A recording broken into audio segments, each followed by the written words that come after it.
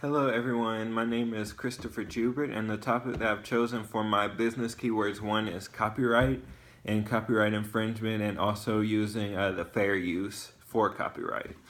Copyright allows for creative people such as myself, which you'll learn about shortly, to be able to put their work out into the world and not have to worry about it being stolen or distorted or destroyed in any way, because copyright it protects the work under a law. And if the law is broken, then there could be definite consequences for the person that breaks it.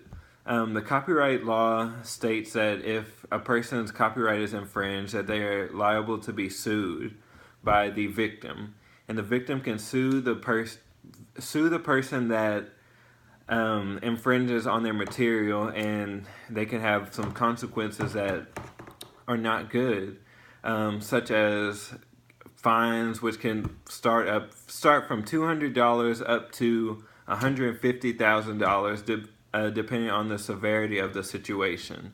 Also, if it's severe enough, it can be the person can also face prison time, which is definitely not good. So it's best to just stay away from copyright infringement altogether.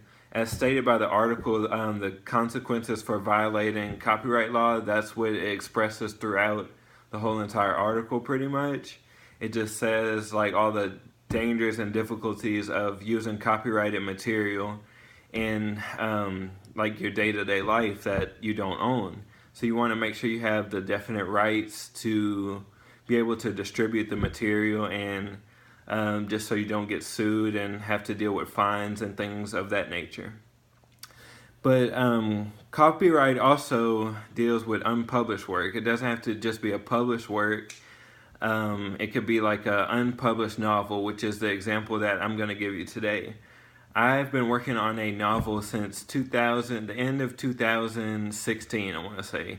I finally completed around the middle of last year, and I always send out my work to friends and family members who are writers like myself. So I like just to get feedback and things like that. So being able to know that copyright has my back, it makes me feel a little bit better whenever I press send to have my work just edited and looked over and just criticized, actually. And copyright protects from that. So if something were to happen to my work, I would be able to sue and just make sure my work is protected at all times, even though it's being sent out to other people that's not myself, that even though I created it. So that makes me feel a lot better and more confident whenever I'm pressing send, just to have that extra cushion, knowing that my work is out there and being digested by others, but not being stolen, if that makes sense. But leading into this, copyright does have something called the fair use. And that says that copyrighted material can be used for like teaching purposes, if you wanted to do like a review on a book or something like that, and also for like parodies, just to like make funny jokes and things like that about a serious material. That falls under the fair use doctrine, which is which protects from like infringement and things like that.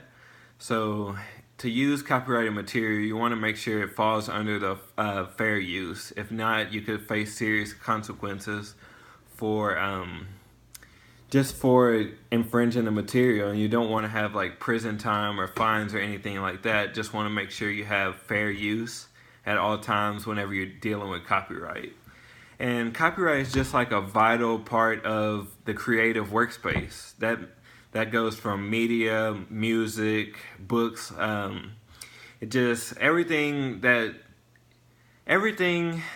you create in the world, like, comes from your own mind. You want to make sure it's copyrighted. And actually, as soon as a material is put into a tangible format, it's protected under copyright law.